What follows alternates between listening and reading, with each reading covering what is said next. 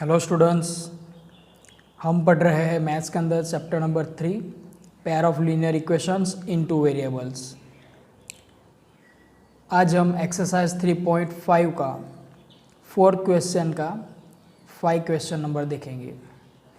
5th question में हमें दिया है the area of a rectangle gets reduce by 9 square unit if its length is reduced by 5 units and breadth is increased by 3 units. If we increase the length by 3 units and the breadth by 2 units, the area increase by 67 square units. Then find the dimension of the rectangle. So first of all question समझते हैं। यहाँ पे question में कहा गया है find the dimension of the rectangle.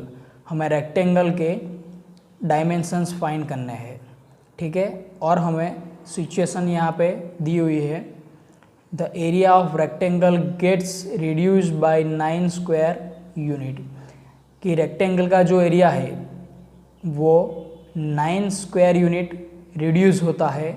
कब? If the length is reduce by 5 unit, जब लेंथ 5 यूनिट रिड्यूस होती है and breadth is increase by 3 unit, breadth 3 unit जितनी इंक्रीज होती है। तो कि एक रेक्टेंगल है, अगर उस रेक्टेंगल का जो लेंथ है वो 5 यूनिट रिड्यूस हो जाएगा और अगर 3 यूनिट इंक्रीज हो जाएगा तो तब वो रेक्टेंगल का जो एरिया है वो 9 स्क्वायर यूनिट जितना रिड्यूस हो जाएगा, मतलब कि कम हो जाएगा। दूसरी सिचुएशन दी है कि if we increase the length by 3 unit and breadth by 2 unit, the area increase by 67 square unit.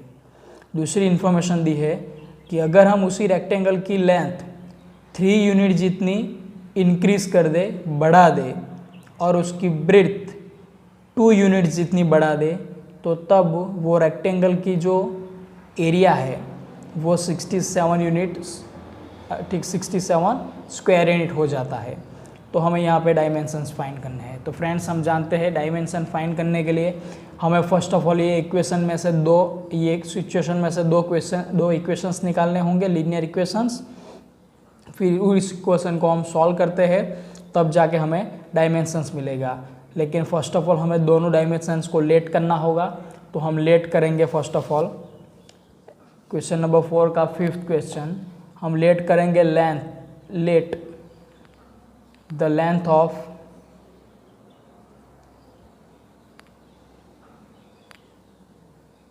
Rectangle is x unit and the breadth of rectangle is y unit. और फ्रेंड्स, हम जानते हैं कि rectangle के dimensions हमें find करने हो। Dimensions हम किसे कहेंगे?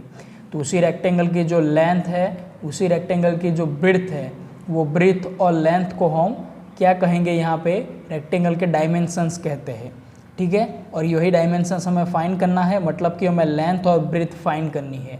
मतलब कि हमने यहाँ पे उनको लेट किया x और y, इसका मतलब है x और y हमको फाइंड करना है। तो फर्स्ट ऑफ ऑल हमने दोनों को लेट कर लिया। अब हम यहाँ पे रेक्टेंगल की बात की हुई है, उसकी एरिया की बात की हुई है, लेंथ और ब्रेड्थ की बात की हुई है। तो तीनों का रिलेशन में अगर हमें लिखना हो तो उसके लिए हमारे पास फॉर्मूला है कि area of rectangle is equal to length into breadth, ठीक है। रेक्टेंगल का जो एरिया है वो लेंथ इनटू ब्रेड्थ जितना होता है। तो हमें जो यहाँ पे गिवन है, so area of given rectangle,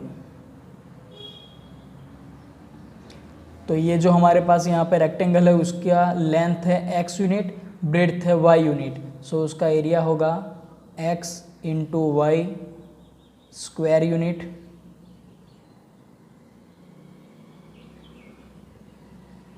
ठीक है। और अब हमें जो सिचुएशन दी हुई है उसका यूज़ करके हम आगे लिखेंगे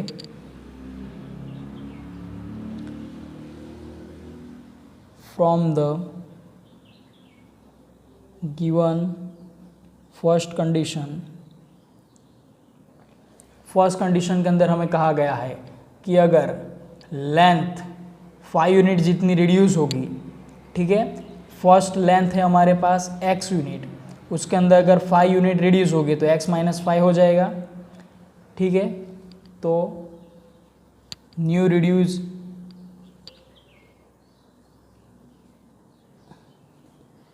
लेंथ x माइनस 5 यूनिट हमें मिलेगी।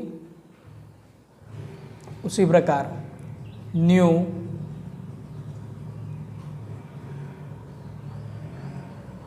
ब्रेड्थ वो हमें y प्लस 3 यूनिट मिलेगी, क्योंकि यहाँ पे कहा गया है कि ब्रेड्थ जो है वो 3 यूनिट्स हमें इंक्रीज करनी है। तो यहाँ पे new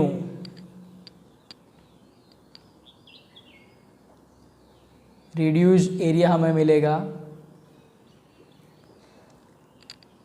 xy minus 9 unit, 9 square unit. हमें क्वेश्चन में कहा गया है कि फर्स्ट सिचुएशन के अंदर कि अगर वो रेक्टेंगल का लेंथ हम 5 यूनिट्स रिड्यूस करेंगे तो वो हमें x माइनस 5 यूनिट मिलेगा। वहाँ पे कहा गया है कि ब्रेड्थ जो है उसको इंक्रीज़ करना है 3 यूनिट, तो न्यू ब्रेड्थ हमें मिलेगी y प्लस 3 यूनिट। और कहा गया है कि जब लेंथ और ब्रेड्थ में ये चेंजेस करेंगे तो जो एरिया है वो रिड्यूस हो जाएगा। कितना रिड्यूस होगा? तो 9 यूनिट जितना रिड्यूस होगा। So first of all area है हमारे पास xy स्क्वायर यूनिट, उसमें से 9 यूनिट रिड्यूस होगा तो xy माइनस 9 स्क्वायर यूनिट होगा। अब ये तीनों को हम उसके फॉर्मूला के अंदर लिखेंगे तो यहाँ हमारे पास फॉर्मूला है कि length into breadth is equal to area of rectangle. तो यहाँ पे लेंथ हमें मिली है x माइनस 5 इंटू ब्रेड्थ हमें मिली है y प्लस 3, और तब एरिया होगा xy माइनस 9, ठीक है। तो ये हमें एक इक्वेशन का फॉर्म मिलेगा, इसमें से हम इक्वेशंस बनाएंगे। तो फर्स्ट जो ब्रैकेट है उसमें से x का मल्टीप्लिकेशन y प्लस 3 के साथ, उसके बाद माइनस 5 का मल्टीप्लिकेशन y प्लस 3 के साथ, तो x into y plus 3 minus 5 into y plus 3 is equal to x y minus 9। So x bracket के अंदर मल्टीप्लाई होगा तो x y plus 3x minus 5 अंदर मल्टीप्लाई होगा तो minus 5y minus plus minus 15 is equal to x y minus 9। So x y plus 3x, तो हम x Y both को साथ लेंगे तो x y plus 3x minus 5y, ये एक्स वाई इस तरफ लेंगे तो माइनस एक्स वाई, ये माइनस 9 भी इस तरफ लेंगे तो माइनस 15, और minus minus plus 9 is equal to 0। So plus x y minus x y cancel, तो 3x minus 5y minus 15 plus 9, यह हमें मिलेगा हमें माइनस 6 इज इक्वल टू 0। तो ये हमें मिल गया यहाँ पे फर्स्ट इक्वेशन, ठीक है फ्रेंड्स। अब जो दूसरी इन्फॉर्मेशन दी है उसका यूज़ करके हमें सेकंड इक्वेशन मिलेगा। तो हम यहाँ पे लिखेंगे similarly from the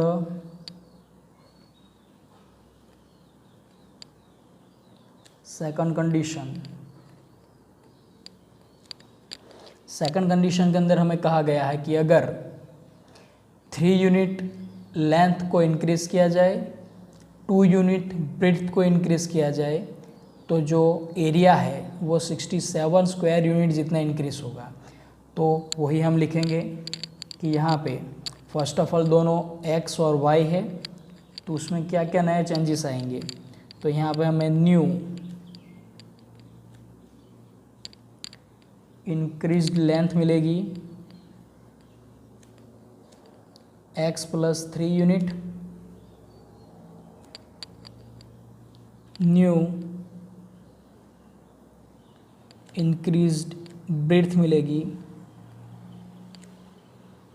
y + 2 unit, और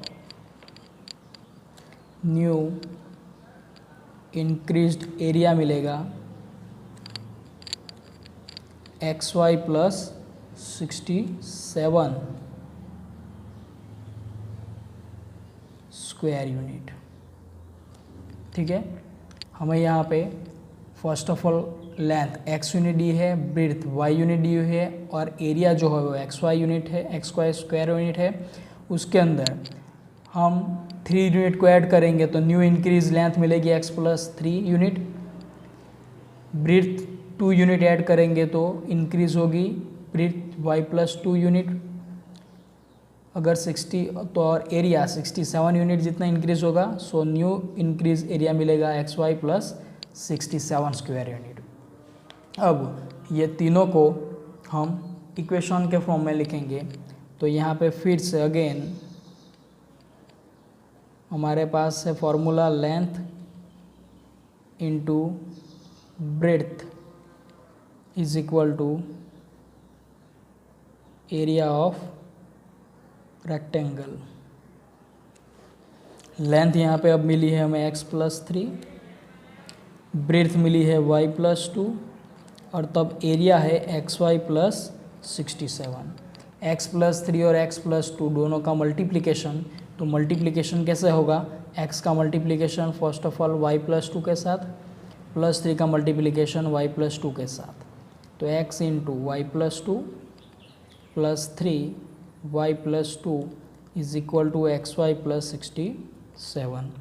सो अंदर मल्टीप्लाई होगा तो xy + 2x + 3y + 6 is equal to xy + 67। तो अब सभी टर्म्स को हम लेफ़्ट साइड लिखेंगे, तो xy + 2x + 3y - xy + 6 - 67 is equal to 0।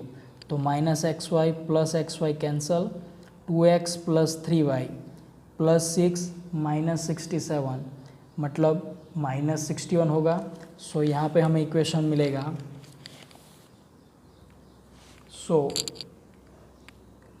यहाँ पे हमें इक्वेशन मिलेगा 2x + 3y - 61 is equal to 0, equation number 2।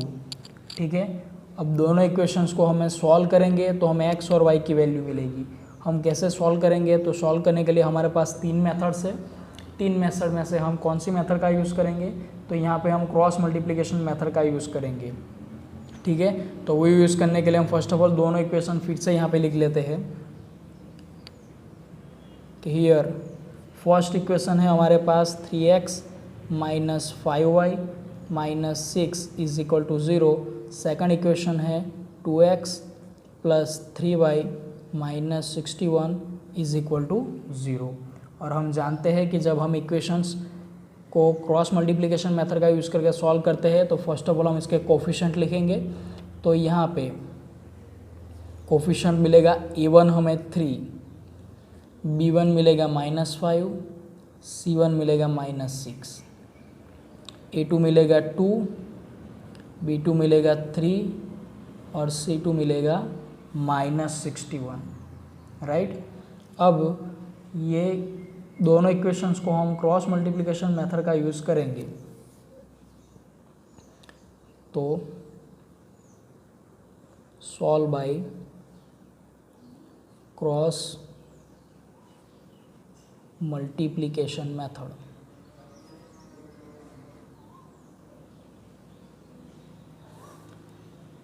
तो x के नीचे जब हम x के डिनोमिनेटर में लिखेंगे तो ये जो x टर्म वाला हमारा इक्वेशंस में टर्म है उसको हम नहीं लिखेंगे, और उनके अलावा जो हमारे पास कोफिशेंट है वो हम लिखेंगे।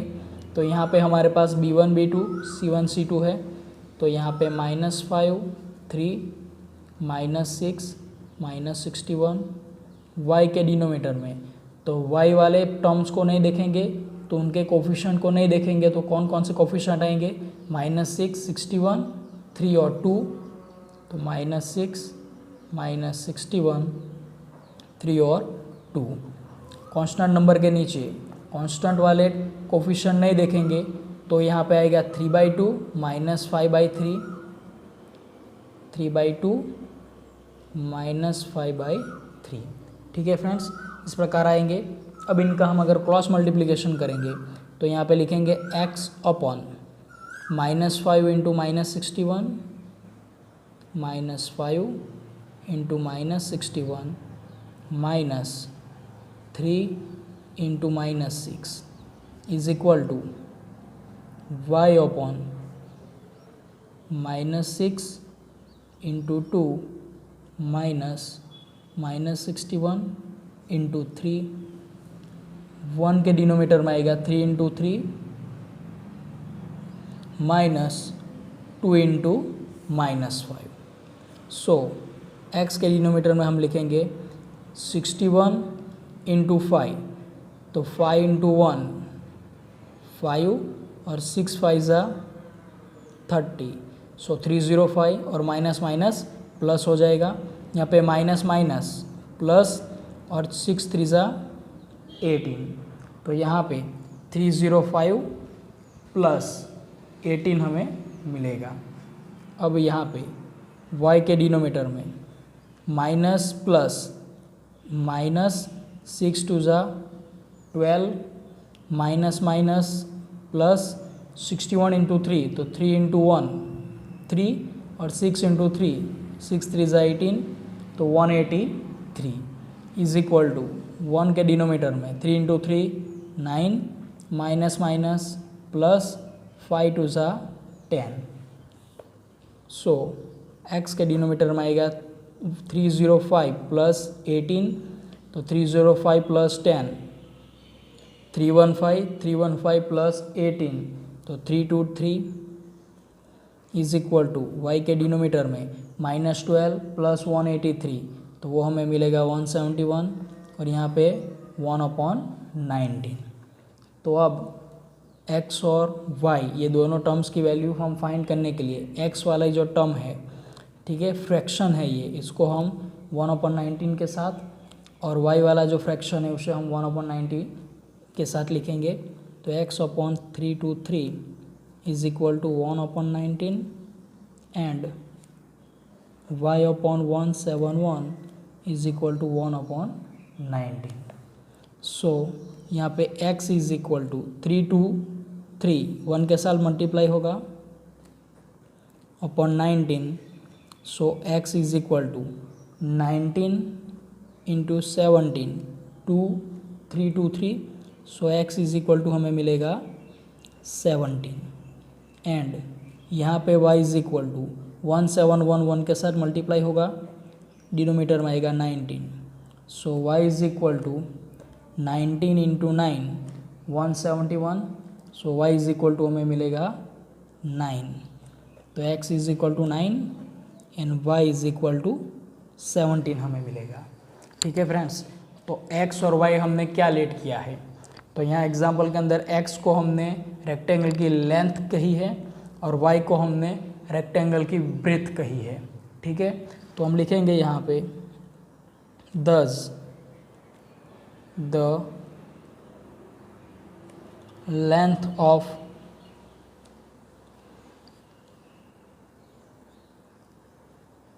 rectangle is 17 unit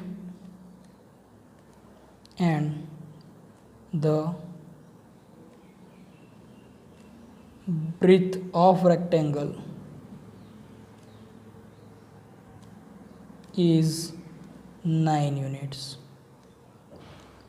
ठीक है, ये से हमें दोनों की लेंथ और ब्रेथ हमें मिलेगी। ठीक है फ्रेंड्स, थोड़ा एग्जांपल लॉन्ग है, बहुत ज़्यादा डिस्क्रिप्शन यहाँ पे दी हुई है। ये एग्जांपल आपको नोटबुक में लिखना है, 2 बार इसके अच्छे से प्रैक्टिस करनी है। ठीक है, चलो फ्रेंड्स अब देखते हैं हम VSQ। यहाँ पे फर्स्ट क्वेश्चन है x/3 is equal to 16/y is equal to 4, then find the value of x plus y. हमें यहाँ पे x प्लस वाई की वैल्यू फाइंड करनी है और हमारे पास ऐसे रेशियो हमें दिए हैं। तो हमें हमारे पास x वेरिएबल वाली टर्म है, y वेरिएबल वाली टर्म का रेशियो है। ठीक है, और एक कांस्टेंट नंबर है।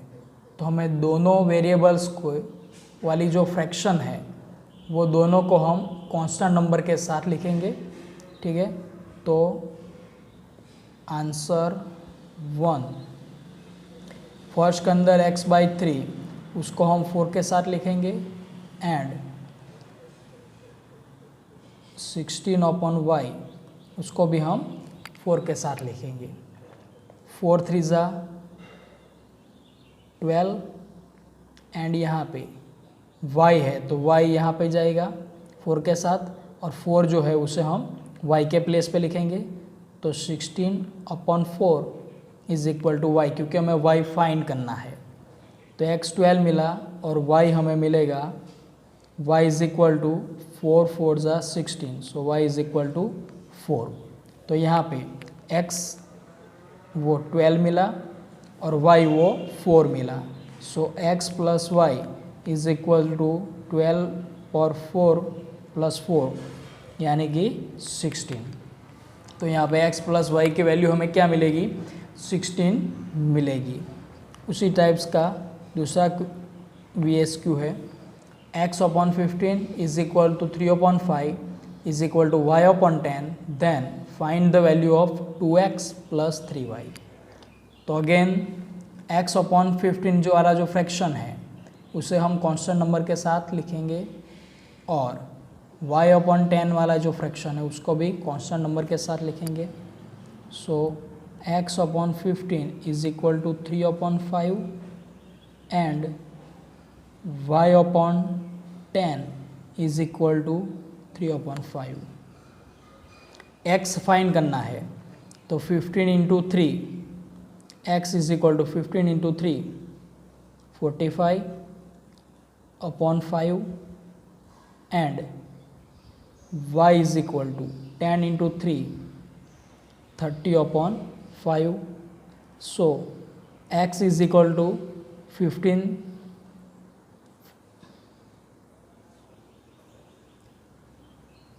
9 5 ज़ा 45, so x is equal to 9 and y is equal to 6 5 ज़ा 30, so y is equal to 6। तो हमें x की वैल्यू 6 और x की वैल्यू 9 और y की वैल्यू 6 मिली। हमें फाइंड करना है 2x प्लस 3y। सो यहाँ पे 2x प्लस 3y है तो 2 into 9 plus 3 into 6 is equal to 9 2 ज़ा 18 प्लस 6 3 ज़ा 18, सो 18 प्लस 18 36। तो यहाँ पे 2x plus 3y is equal to हमें क्या मिलेगा, 36 मिलेगा।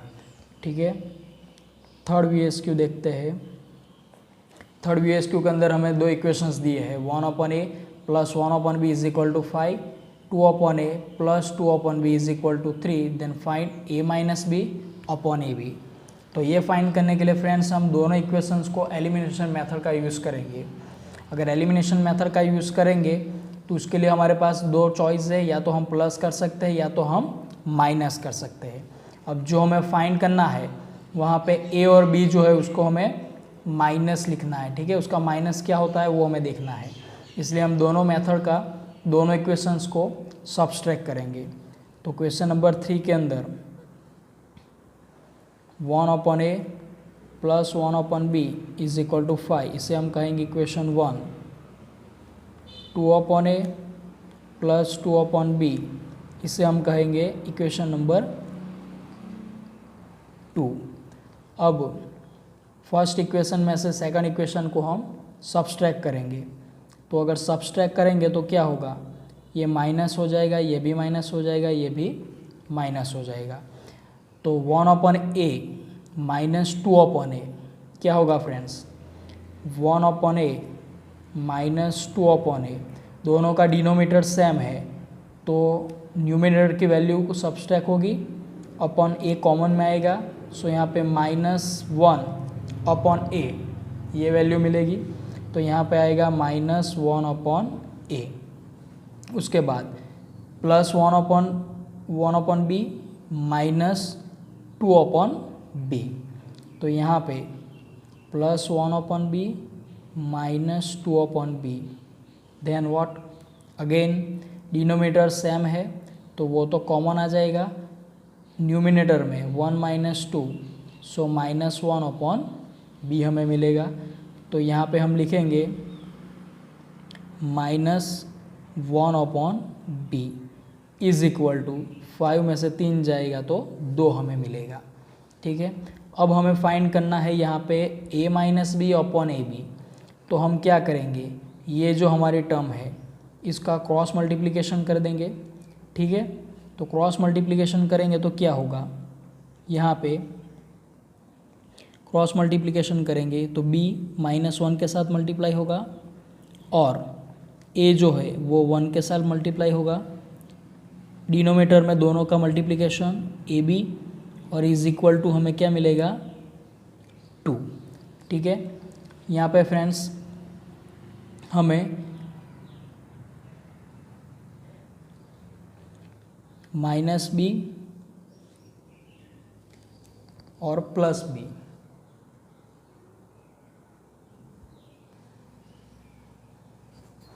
फ्रेंड्स यहाँ पे इक्वेशंस में थोड़ा माइनर मिस्टेक है।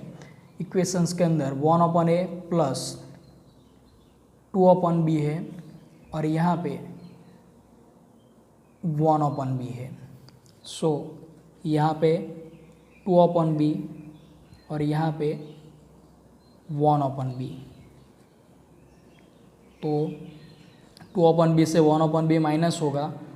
ठीक है, ये 2/b माइनस होगा तो यहाँ पे क्या आ जाएगा, ये प्लस हमें मिलेगा क्योंकि 2/b जो है वो यहाँ पे लार्ज नंबर है तो प्लस मिलेगा।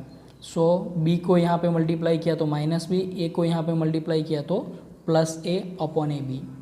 सो +a को हम आगे लिखेंगे -b upon ab is equal to हमें मिलेगा 2। तो यही हमें फाइंड करना था। यहाँ पे a minus b upon ab की वैल्यू फाइंड करनी है, तो a minus b upon ab की जो वैल्यू है वो हमें क्या मिलेगी 2 हमें यहाँ पे मिलेगी। तो ये क्वेश्चंस आपको नोटबुक में लिखने हैं। ठीक है फ्रेंड्स, बाकी के एग्जांपल्स हम नेक्स्ट वीडियो में देखेंगे। Thank you.